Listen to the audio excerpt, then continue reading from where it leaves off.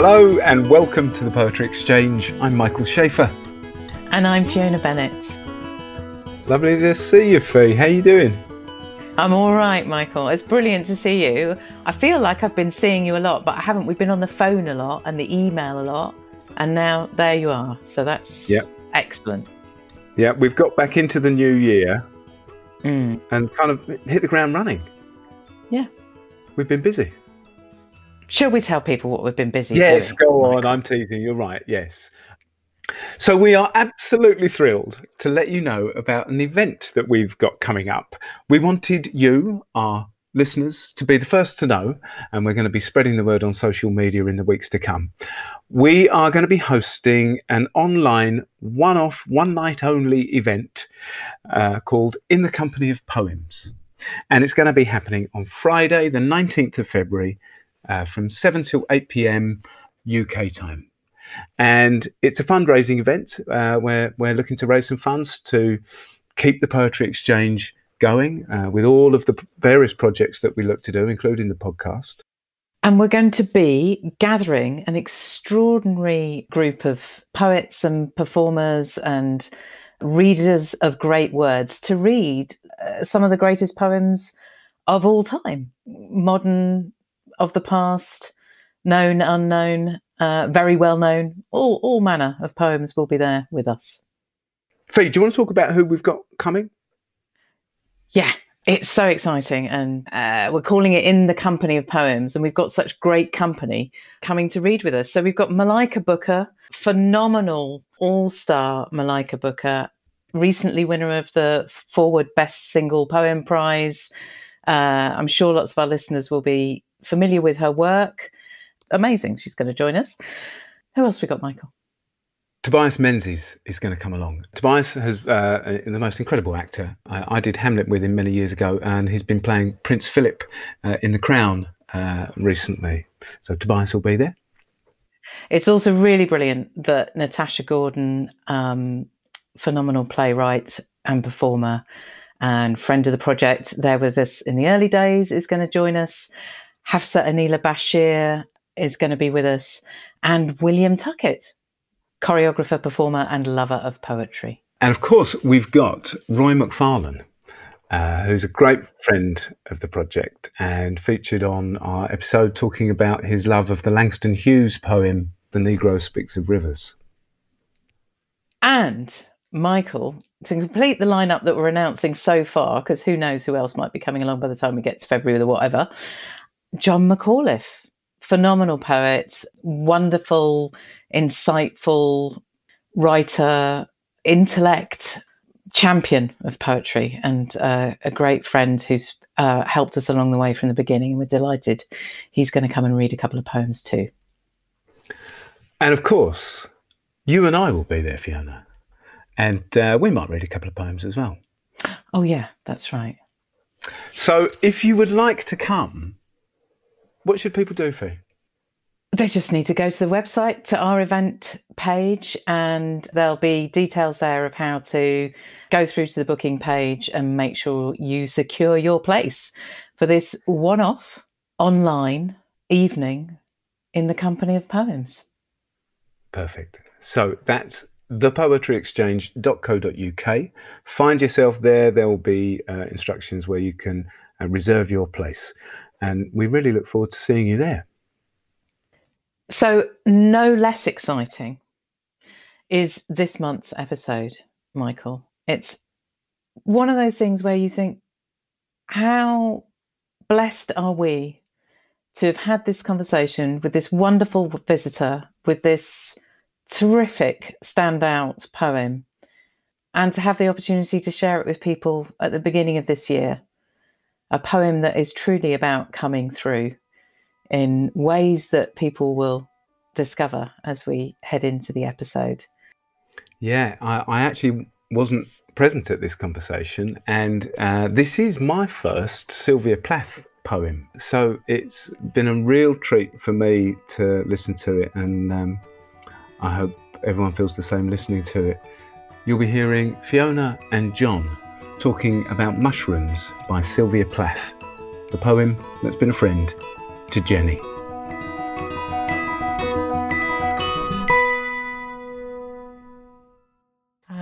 you give it a read for us, Jenny? Yeah, sure.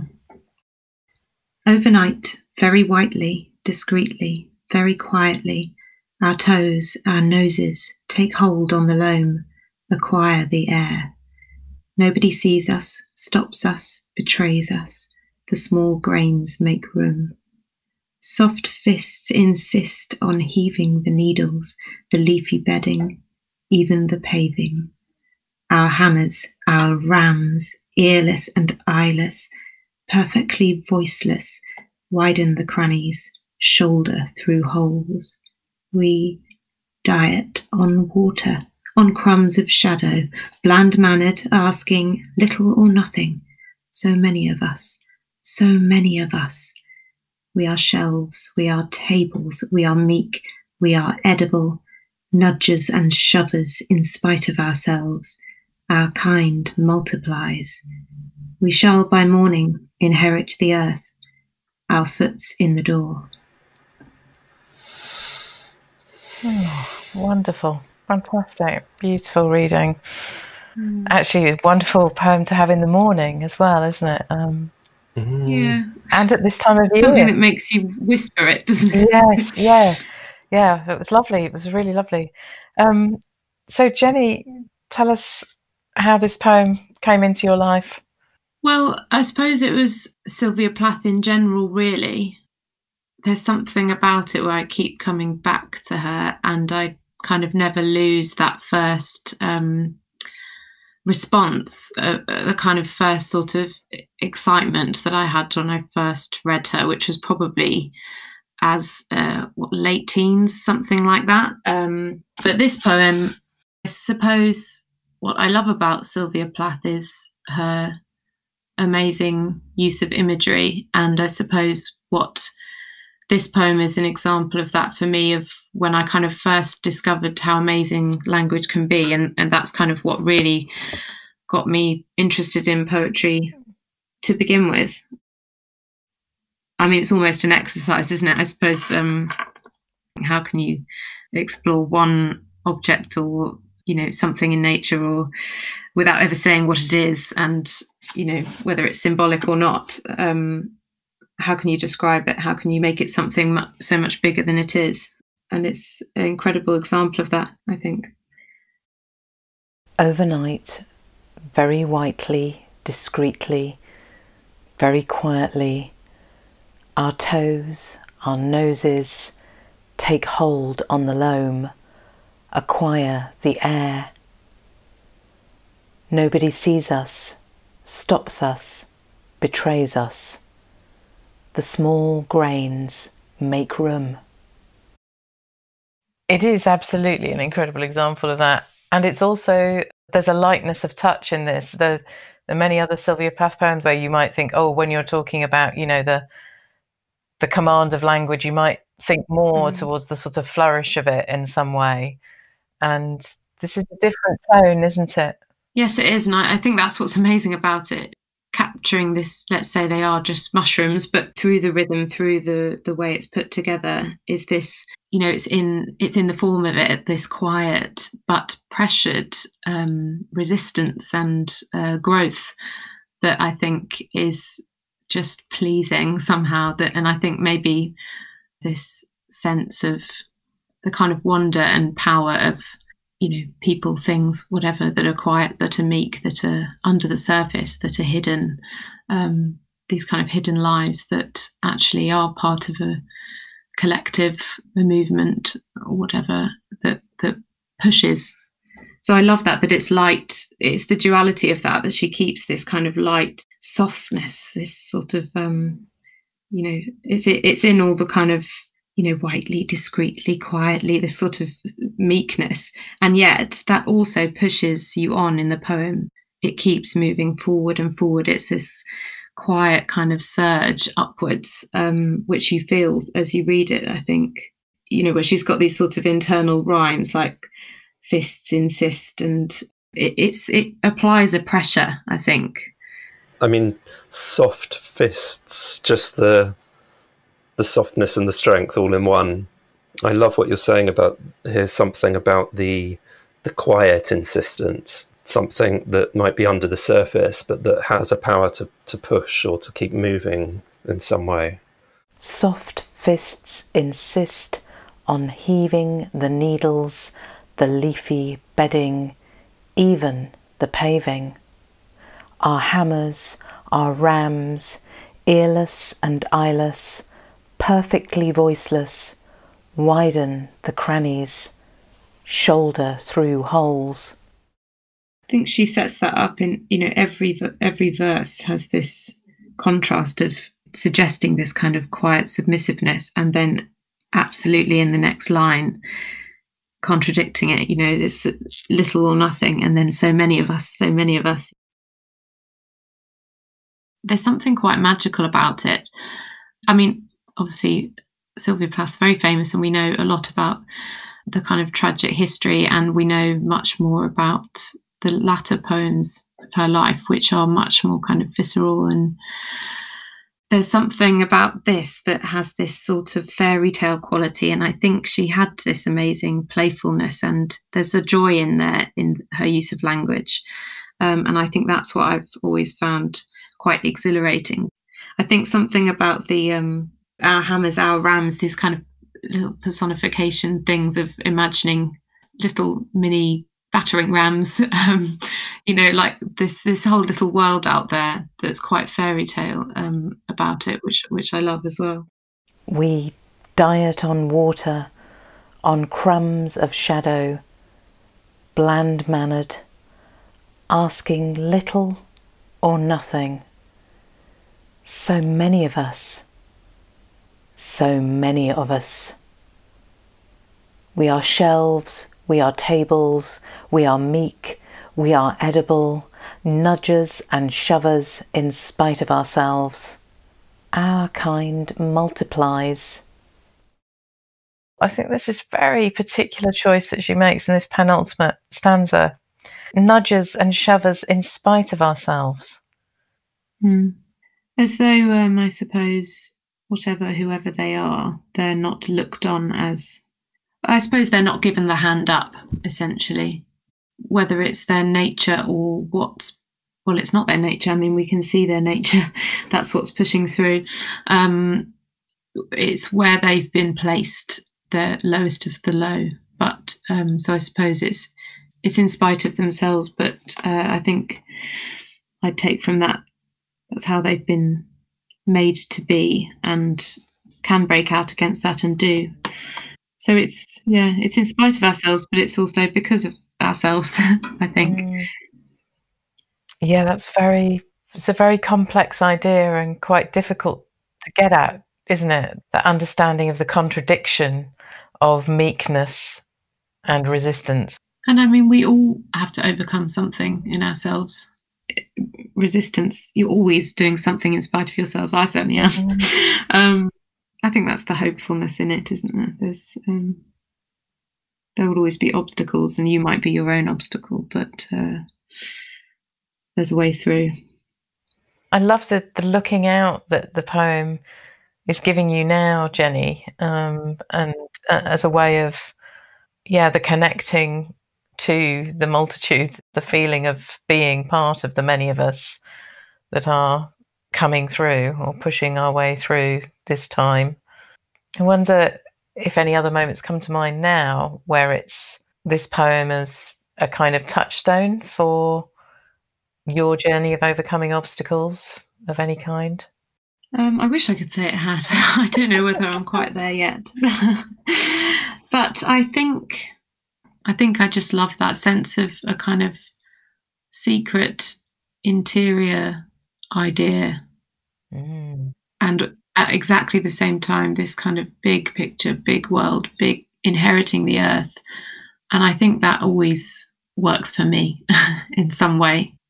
I don't know that it necessarily leads to me conquering some issues in myself, or whatever, or life. But I think that does something.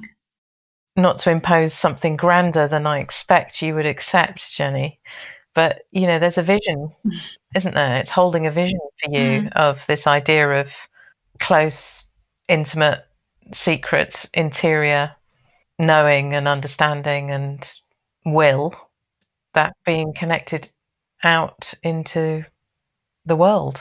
And to me, it offers some kind of sense of having a faith in that in some way. Yeah, I think that's true. Yeah, there is a sense of faith and the kind of, there's not, I don't know, I take pleasure in the fact there's nothing glamorous here. There's a kind of sense of domesticity, of or workmanship or whatever in some of the language of shelves and tables, and you almost look at and hear doormats, don't you? Or earless and eyeless. That they're not beautiful things. There's no glamour, there's no flourish, as you say. That's in the language and it's in the subjects, but there's something really pleasurable about that. About these are the ones that inherit the earth. Yes, it's a phenomenal movement, isn't it, towards that final stanza, which you just don't. I mean, it's breathtaking, the last stanza. We shall, by morning, inherit the earth, our foot's in the door. It is. And I think literally as well, I suppose, because you finally stop, don't you? You take that breath of inherit the earth, our foot's in the door. And it's just, it is an amazing, it's probably one of the best ends of a poem, I think. I'm just so grateful for this poem and for you bringing it here. And I'm sure I don't really need to say it, but one of the unique powers of poetry, I guess, is the possibility of glimpsing into this secret interior. And that's one thing, but to then in the same movement, in the same art, to go so many of us. I mean, that's what this conversation and this poem is really giving me today. Without even mentioning human beings at all, it has to be said just about mushrooms. And well, I think that's it. I mean, you can't read a poem without the context that you're in. On, we know the context of women at the time that Sylvia Plath was writing, and of female poets as well. But exactly as you say, I can't escape the context that I'm in reading it now. And there is this amazing power, isn't there, in that repetition of so many of us. Like, hear it again, I love that exclamation mark. But quiet. Can I ask you, Jenny? Did you hear me? Sorry. Did you say, did you hear me? No, as in the poet. Yeah. Did you hear us? Yeah. Sorry, I was speaking over you as you said it. I was ironic at my own noisiness. Given that my question was going to be to ask you about the quiet, actually, the very quietly. She's saying these are not the shouters. Yeah, I mean, we know the loudest voices aren't always the ones that should be heard. But it's this tiptoeing through, isn't it? It's very clever. Yeah, I'm just wondering how that struck a chord for you as a younger person at the time, and also the journey of that sense of voice, really, actually. I think at that age, I didn't consider myself a kind of quiet person at all, or an introverted person. So it didn't strike a chord in that way. But I do think, and this is the case for everyone, I think, that I suppose I always felt a bit at odds of whatever I was externally and what I was thinking and feeling internally, and maybe it resonated there, really. So it wasn't so much a kind of I'm this kind of person. But it's the idea of everyone's got this interior voice or interior battle. I mean, the whole earth might be just you, and the mushrooms are in you somewhere. I certainly don't mean it as simply as how kind of loud your own voice is or anything like that. I think you can be both and have both. Very, very, very wonderful poem with so much in it, Jenny. It's amazing. With this excitement of language and this exhilaration of what it can do, how do you live with that?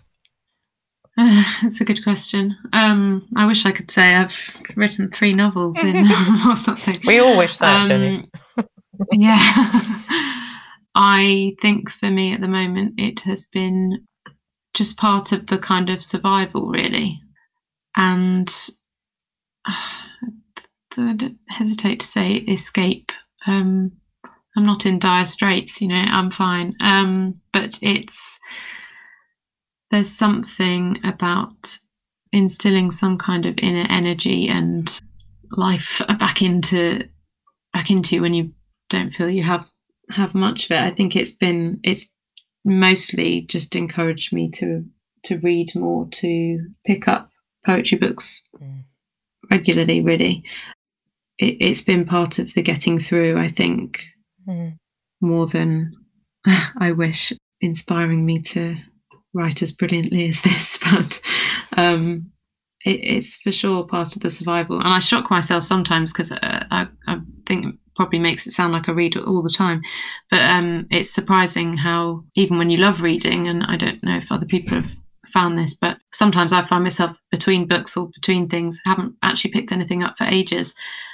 And it's not till I do that I realise how important it is to me. And that actually, no, I need a constant supply of books and poetry that I'm always picking up. And if I have that gap, I might not realise it in the moment, how it's affecting me. But as soon as I read something again, I think, what have I been doing? Yeah. I needed this. Oh, that's amazing.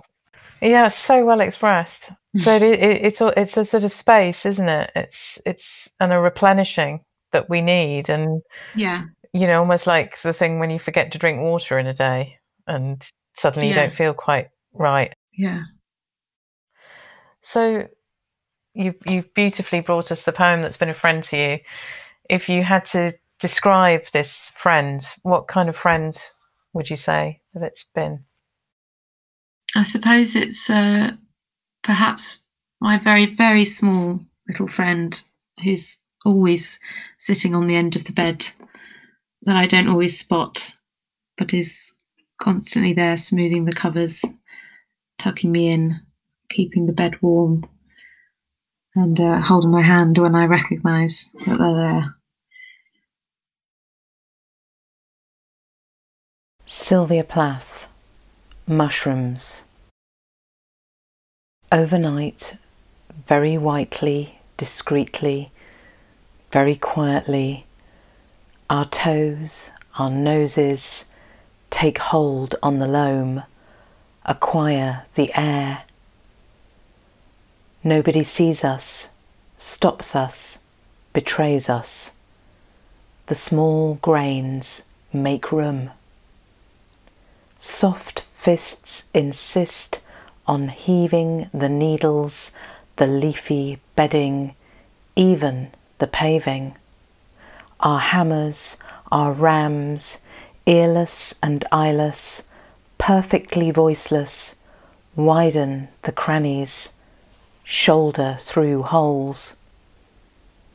We diet on water, on crumbs of shadow, bland-mannered, asking little or nothing.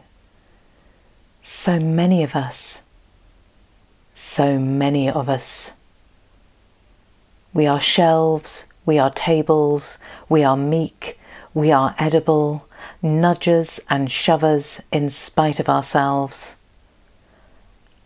Our kind multiplies. We shall, by morning, inherit the earth, our foot's in the door.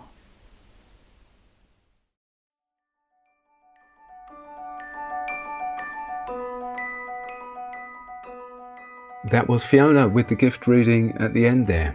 Beautiful reading, Fee. And our thanks to Jenny for giving us permission to use the conversation, and to Faber for giving their permission to use Mushrooms by Sylvia Plath.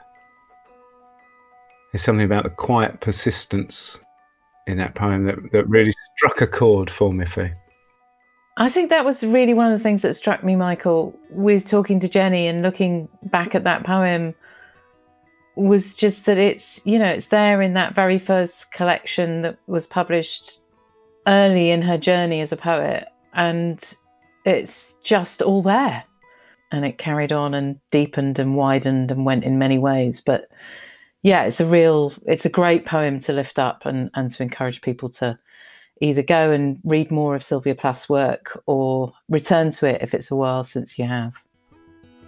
That's about all for this month. Do head over to the website and check out the details for our event in the Company of Poems. That's just to remind you, that's Friday the 19th of February at 7 o'clock UK time. We'd love to see you there. Until then, thank you for listening.